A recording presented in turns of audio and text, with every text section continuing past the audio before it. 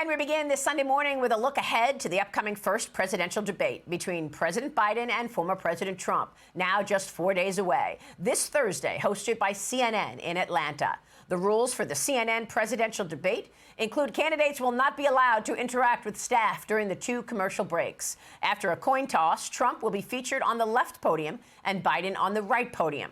Microphones will be muted outside of the candidates' allotted speaking time. No props or pre-written notes will be allowed on stage, and President Trump will have the last word during the closing statement.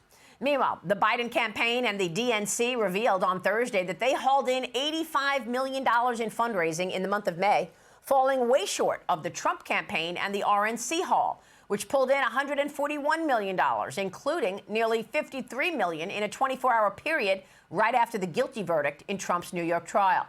All of this coming as new polls from Emerson College and The Hill show Trump leading Biden in 6 key swing states: Arizona, Georgia, Michigan, Nevada, Pennsylvania, and Wisconsin, in which a total of 77 electoral votes are at stake. Joining me now in this Sunday Morning Futures exclusive with more on the debate prep is Trump Organization Executive Vice President and President Trump's son, Eric Trump. Eric, great to see you again. Thank you so much for being here. Good morning, Maria. So how is President Trump preparing for this upcoming CNN presidential debate? Well, obviously he takes it very seriously, but he's doing what he does. He's going all over the place campaigning. He was in inner city Philadelphia yesterday, which was an amazing thing, right? Something that Republicans just don't normally have the backbone to do. And you saw him do that in the Bronx, and you saw him do that in Queens, and you saw that he's doing that all over the country. And I'm proud of him. And the crowds that he's drawing and the diversity is really incredible. But Maria, at the same time, make no mistake, this is still CNN, right? This is Jake Tapper. Jake Tapper has compared my father to Hitler before, right? I mean, Jake Tapper is the guy who will yell at his control room, say, turn this man off. I don't want to hear what he has to say. Or when my father is giving press conferences, I mean, I can't tell you who these people are. You know who they are. You've seen them before. I saw them as I walked into a courtroom every day, where they're sitting there with grins on their face. I mean, just ear-to-ear smiles. Right? So understand that he's not just going to be debating Joe Biden. He's going to be debating CNN. And I was a guy who never missed a debate. I've never missed one of my father's debate. I went to every single one of them. And go back to CNN debates in the primaries in 2016, right?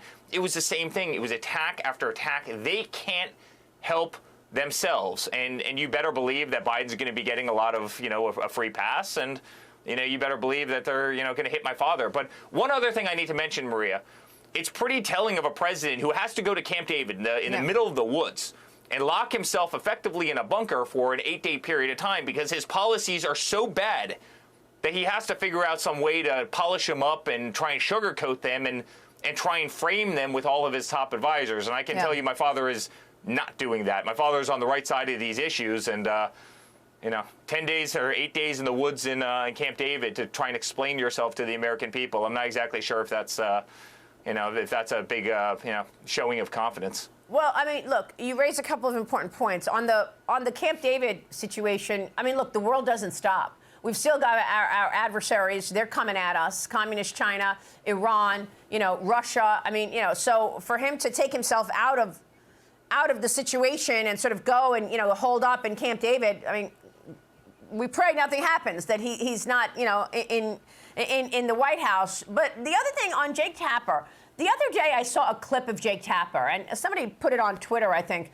and he said to one of his colleagues, let's remember what happened in the 2020 debate. Trump brought up Biden's family taking money from China, and President Biden said it wasn't true, but now we know otherwise it was true. Actually, Biden lied.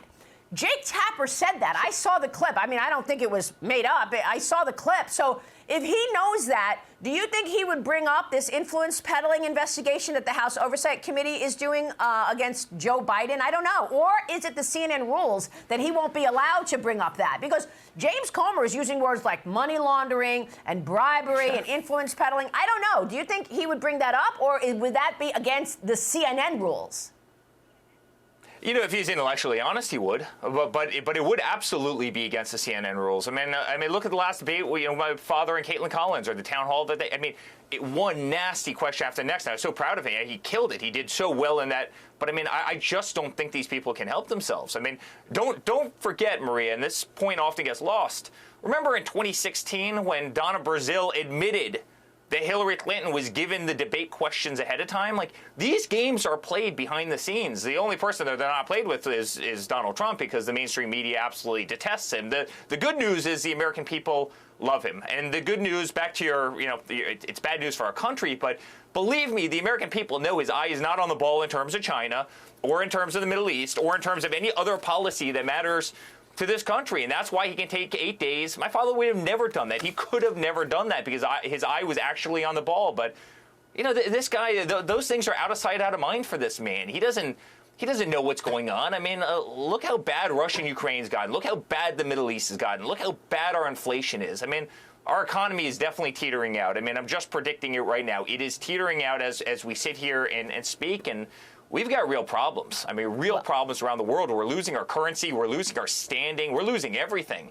Well, and, the guy's going to be hunkered down in Camp David trying to memorize lines, again, to explain horrible policy decisions that he's made over the last, 3.5 years. Well, meanwhile, look, you've got a sentencing coming up for your father, July 11th, just a few days before the Republican National Convention. What are you expecting from this sentencing?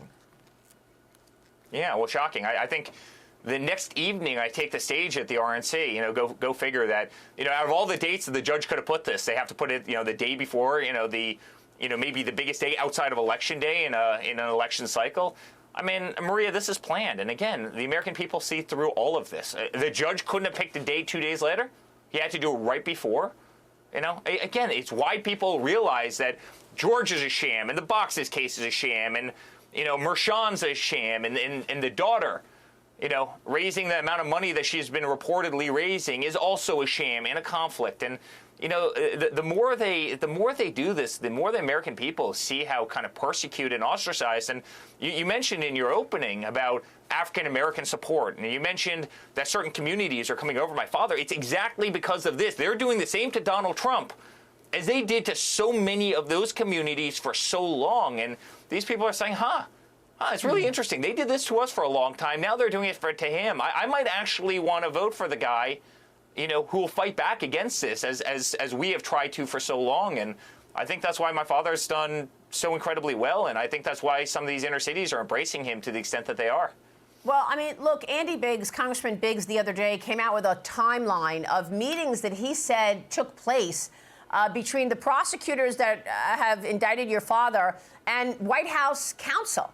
And Jesse Waters had a clip on his show the other night pointing to November 18th, saying that first Joe Biden comes out and says we have to make sure, as soon as your father announced that he's running for re-election, a couple of weeks later, Joe Biden comes out and he says, look, we have to make sure that Trump never returns to the White House. And then 9 days later, or a couple of weeks later, on November 18th is what Jesse said, those prosecutors had meetings with White House counsel. I mean, do you have evidence that, in fact, there was a coordination with the White House to indict President Trump?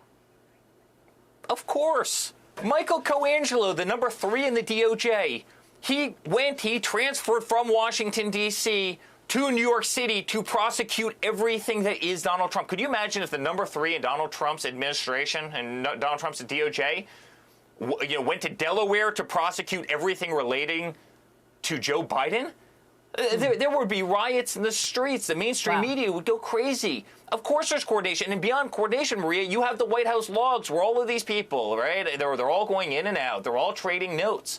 Of course, this is a coordinated attempt by Soros-backed prosecutors in conjunction with the White House. You think the FBI would raid the house of Donald Trump and Mar-a-Lago, one of the most famous homes in the world, without asking their boss first? Of course they wouldn't. This whole thing's coordinated, and the American people understand that. Okay. Real quick, are you comfortable with the rules that CNN came out with for the CNN presidential debate? Are you comfortable with so far the playing field as your father enters on Thursday? Yeah, I'm comfortable with my father. He's got the right message. He's got the love of America behind him, and he's going to do awesome. He always does. He's going to do Eric, great. It's great to have you this morning. Of course, we're all watching, and we so appreciate your time. Thank you, sir. Thanks so much, Maria. All right, Trump Organization Executive Vice President Eric Trump. And be sure to tune in to Fox News Democracy 24 special coverage of the CNN presidential debate simulcast. Our coverage begins this Thursday, June 27th at 8 p.m. Eastern, right here. I'm Steve Ducey. I'm Brian Kilmeade. And I'm Ainsley Earhart. And click here to subscribe to the Fox News YouTube page to catch our hottest interviews and most compelling analysis.